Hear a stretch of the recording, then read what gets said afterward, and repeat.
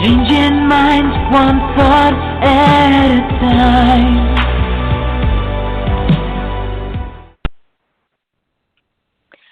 Greetings, and welcome to the Motivate Social Podcast, where we bring you people who are changing the world via social media. Today, Vanessa and myself, we get to speak to a powerful individual. I had the honor of meeting her at the Playtime is Over conference in person. I've known her longer than that, but her story really resonated with me, and I knew I had to have her on this podcast. So without further ado, we will have Terryl Ebony on set. How you doing today, Terryl? I am great. Good morning. Thank you for having me on your show. I so appreciate you. Oh, it is my pleasure.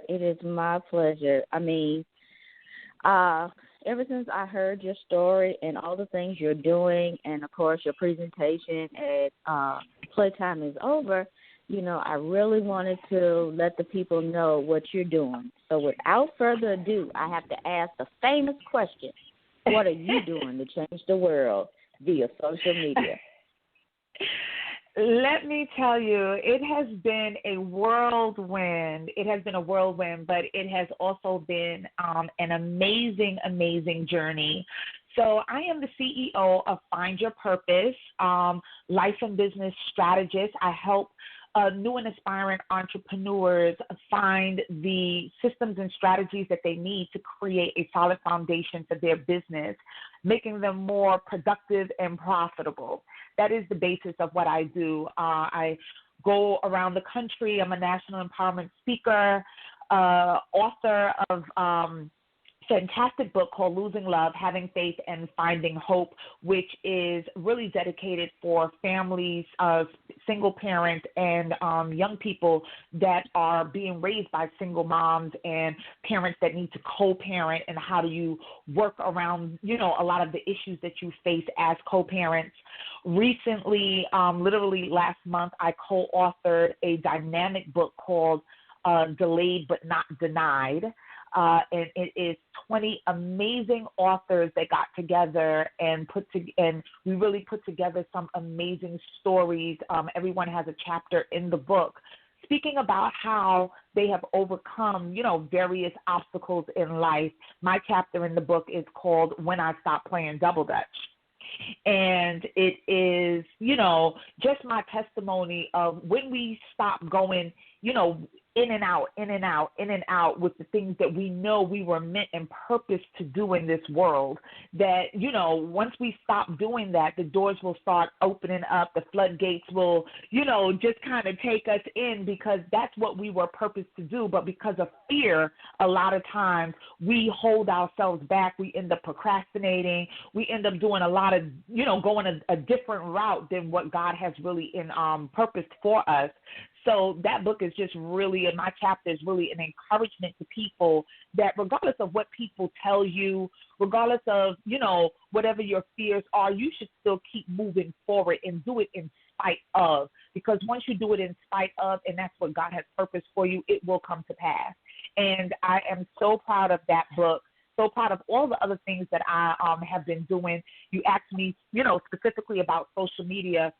When I really started getting into social media, I was very reluctant, to be honest with you, because I felt as though it was really, you know, for social means, not necessarily for business, but I did use it for, you know, business purposes.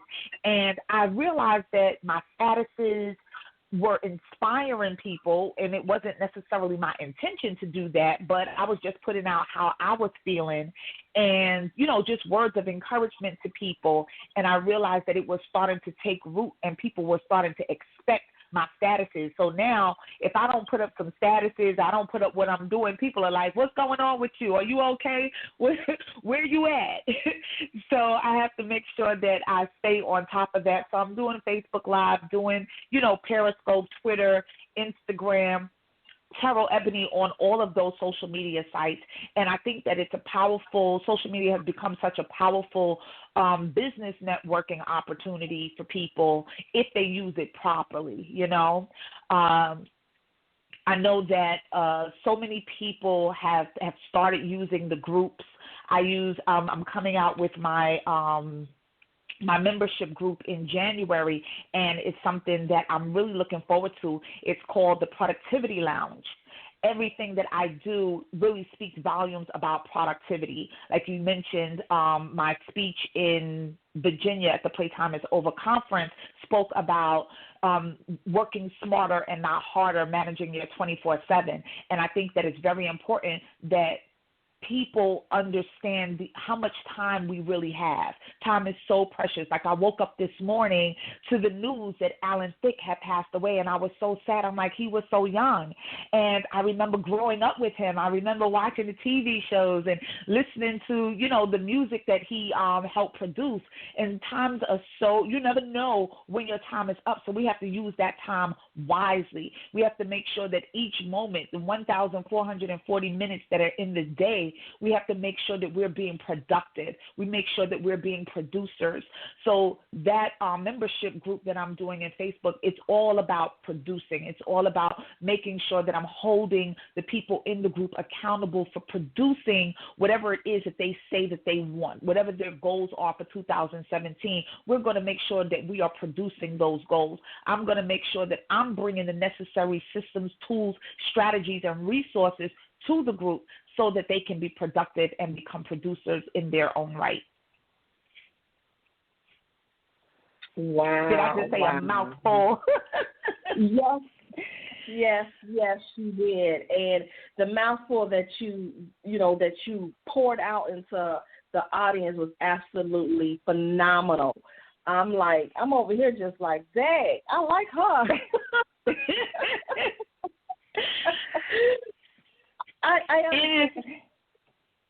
I can relate. I can relate because I am a single parent, and I know that it takes a lot just to be able to make sure that we are molding our children for the real world, and we want to do what we feel that is necessary for them to be great servants. And so I totally commend you on what you're doing. And I was just telling Dr. Finch that, we always talk about, when we share our stories and we let people know that just because you may not see the fruits of your labor right now, it does not mean that you are denied. It doesn't mean that. You just have to continue to go until you could be able to reach whatever that next pedestal that you need to be able to reach, because you still have to remember there's more work that needs to be done. So, in due time, when it's time, and there will be a time, that the moment for you to be able to be in that forefront, it's going to come. It's going to come if you just continue to hold on. So I'm loving what you're doing. What made you go into the realm with being a single mother and then to be able to put yourself out on social media, because that is different, but that's the way to go now, to be able to say, this is who I am and this is what I have to offer. And I understand that you did not expect for the to receive all the amazing comments that you were receiving, especially being a single mother. So what made you go into that direction of social media and really putting yourself out there, because a lot of people are afraid? So it really started back. So I just realized there's a huge piece of the picture that I did not mention, right? I've been doing so much over the years, but I also am the founder and executive director for a nonprofit called the Misunderstood Youth Development Center.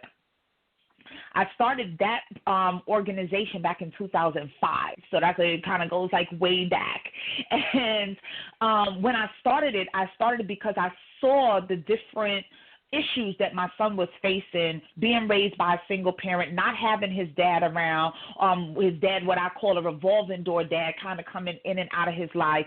He was, my son at the time was very angry and exhibiting certain, certain behaviors that I was very concerned about. And I'm that type of parent that I'm going to ask people for help. I'm not going to sit there and suffer in silence. I'm not going to, say what goes on at home stays at home. I'm not going to be embarrassed by, whatever behaviors my son is doing, because I realize that, one, if I did that, then he wouldn't get the help that he needs. Nobody would know what's going on. So you can't help me if you don't know what's going on. I went out into social media because I said, you know what? I need to let people know about this organization. I need to let people know that there are other people out there that are experiencing the same things that you're experiencing, not to mention simultaneously, I'm looking for help for my own child. So I'm putting it out there like, does anybody know a coach? Does anybody know a mentor in the New York area, the Queens, New York area? So I was putting it out there, and I started receiving the feedback, and people were actually responding in a positive way. And I'm like, oh, okay, so this is a way for me to actually get resources. It wasn't just, hey, how you doing? It was nice, nice talking to you. I haven't seen you since high school. Social media didn't, wasn't only about that. I started to realize that there were actual resources out there in the social media realm. So I became a lot more active in my community because of my nonprofit organization, because, you got to, be involved with the community leaders. You got to get to know your politicians. You got to get to know what's going on in your community in order to help grow your nonprofit and get the help for the youth that I wanted them to have.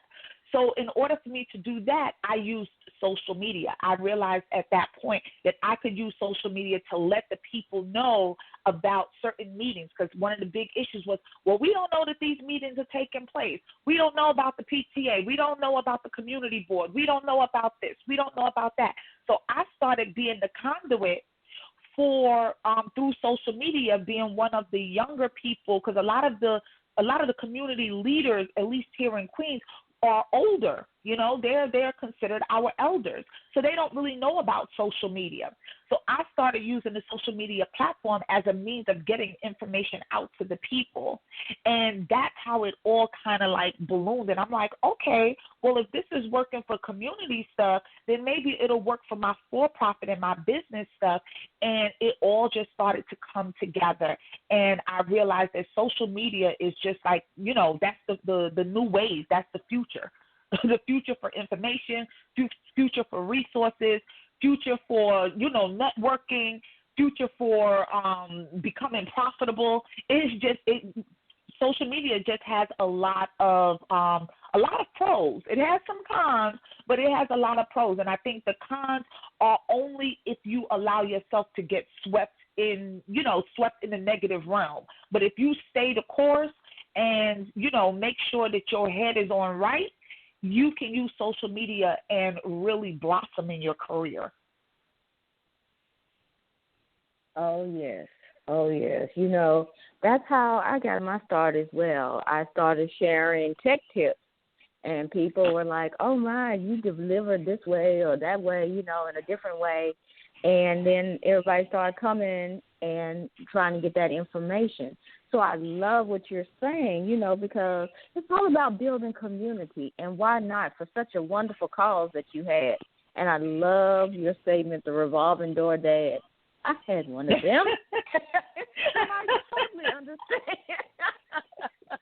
Yes, that's what I call the revolving door dad. Yes. After a while, they stop running. After a while. Exactly. And, luckily, we have some that become a little bit more mature. Like I said, I tell people I've had my son at a very young age. So his father was young also, and I happened to be, more mature than he was, and I was ready to accept the responsibility before he was ready. And I had to learn, me personally as a parent, as a mother, I had to learn to accept that fact, opposed to being mad at him because he wasn't ready to take on the responsibility. I had to accept the fact that he wasn't ready. Because we can't expect people to give what they don't have.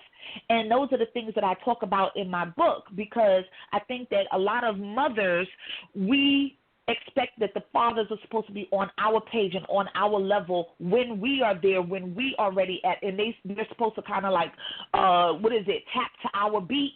But it doesn't really, the real world doesn't really work like that. And the faster that we can accept that, understand it, and accept it, is the better we will be for the more productive and better we will be for our children, because we will handle situations better, opposed to lashing out, opposed to being withdrawn, opposed to, the back and forth cattiness. We would handle situations better, because if you know and accept that this person can't give what they don't have, then you won't be expecting it. You won't be expecting it. You can't expect what they don't got. You know what I'm saying? So it's very important that that we as mothers take a very good look at what's really going on in our relationships. Take a very good look at who we are getting in bed with, for the lack of better words, who we are having children with, and make sure that, that we understand what we're getting into. Sometimes we like what we're getting into, but we don't understand what we're getting into until it's too late. And then once it's there, then we expect things that we shouldn't expect, and it's unfair to that father, it's unfair to the child, and it's unfair to yourself, because you have unrealistic expectations. You know what I mean? And it only makes you get more angry, and you lash out and you handle situations badly, and then you end up saying things that you can't take back. You end up doing things that you can't take back. The children end up seeing, and it just becomes a big mess. So to prevent all of that, and I talk about this in the book, to prevent all of that, I share tips and ideas with people on how to handle certain situations, what to look for, what not to look for, and especially in your children, if you start to see them regressing, if you start to see them, becoming aggressive, what signs to look for, because a lot of times we so consumed with what we have going on that we totally miss that our children are acting out. We totally miss that they're becoming withdrawn. We totally miss that they're starting to hang out with the wrong crowd. We totally miss that they're now angry at us, even though we feel like we're doing the best that we can.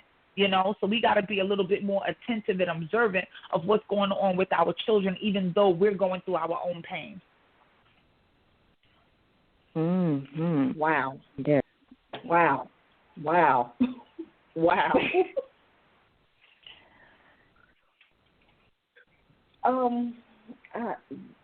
You got me on that one, because again, I can relate.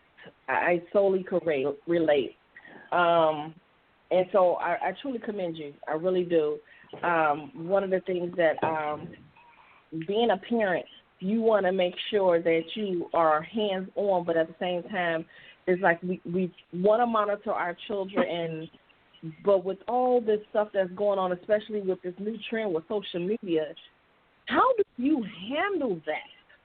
That's my thing, because I know when my children, they started with the social media trend, they was not able to get on social media, create an account. I had to create it when I thought it was appropriate to create it. I knew the password. I knew when to shut it down.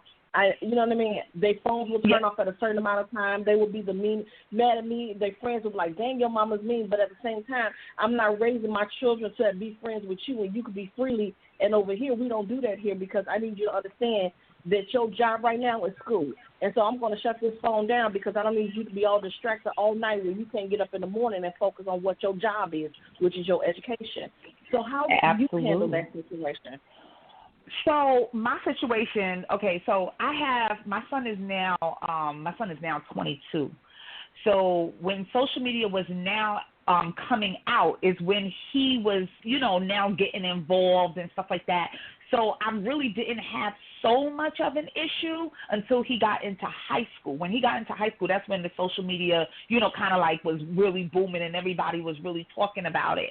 But I was definitely with the cell phone, because he did have a cell phone at a pretty young age, not because I really wanted him to have it, but because of the dynamic of the family. I needed to get in contact with him, so he had to have the phone. But just like what you said, I knew all passwords. I knew passwords to his email, passwords passwords to the social media when he did get on it. I was all up and through it. I don't believe in privacy. I don't believe in none of that stuff. When it comes to raising my son, I told him, I said, no, you have no privacy here. So now I have a stepdaughter. And the situation is totally changed because, well, one, she's a female, he's a male, so that's a totally different dynamic in itself that I'm trying to get used to. So she's 12. She's all up in, wants to be all up in social media, and she's a very naive kid. She's a very naive kid. So we have to really be on top of her in terms of social media, like no social media for you at all. No, so why do you need to be on social media? But, her friends are on social media, so she feels like she needs to be on social media. And I'm like, no, there's no need for you to be on social media at 12 years old. What you got to talk about that you can't talk about in school? You already have a phone. Use your phone. And even on your phone, we need to have access. But she grew up in, her parents grew her in a way, both mother and father, that's daddy's little girl. So both mother and father have spoiled her to the point where she feels like she's entitled to certain things. And we kind of bump heads sometimes because I didn't grow my son that way. You ain't entitled to nothing. You entitled to a roof over your head. You entitled to some food in your mouth. You entitled to some clothes on your back and the clothes that I give you, the food that I give you. Not, Sean John or, whatever, Michael Kors. It doesn't have to be name brand. You entitled to what I give you. As far as privacy goes, there is no. I didn't grow up with privacy. I'm not parent that I will kindly unscrew all the hinges off the door, and you won't have a door if you tell me about privacy because I don't believe in that. But she grew up. They grew her that way, that she was entitled to certain things, that they felt that privacy was a good thing. And I guess especially because she was a little girl, they were trying to teach her privacy. And I tried to tell them that's not going to work out in your favor. But, hey, I got to let you, I got to let you parent the way that you parent, I just give my little advice, and then I sit back and I watch. But it's a totally different dynamic in today's generation. You have to be on top of your children. You got to be all up and through their stuff. There should be no such thing as privacy. They should not have any type of passcodes that you don't know about. There should not be any type of, locks on doors and all this other kind of stuff. No.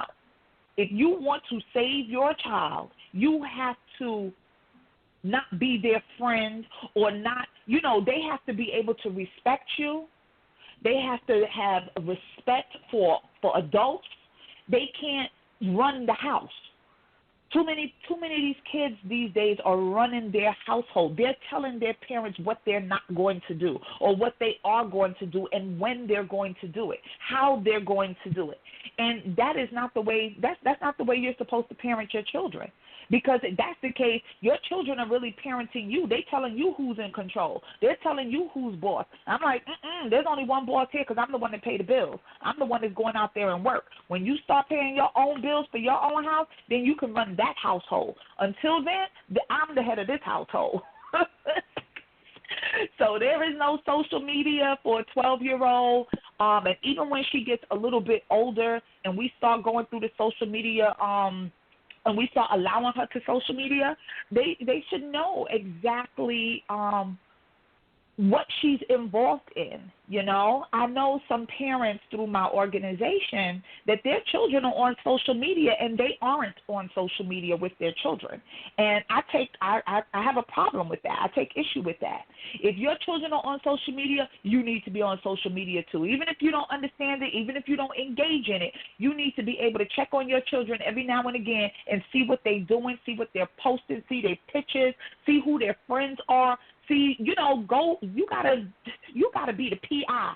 You gotta work for the FBI, CIA, all of that when you are a parent. Oh, that is my goodness. take on social media. I can't believe it. I mean, that was powerful, and every parent needs to hear that. And speaking of that, how do they get in touch with you? Because, as we're winding down, I want to make sure that they find out how to get in touch with you and your last power word that's going to take them through the week. So everyone can get in contact with me. I'm Terryl Ebony on all social media sites. So that's T as in Tom, ERRYLEBONY on all social media sites. My website is www.terrylebony.com. Anyone can make an appointment through my website. You can go to the Contact Us page and make an appointment to speak with me. I speak to individuals about, just coming up with strategies on how to deal with life and business. So you have issues going on in your life, you have issues going on in your business, you need systems, you need strategies, and a lot of people need systems in their households.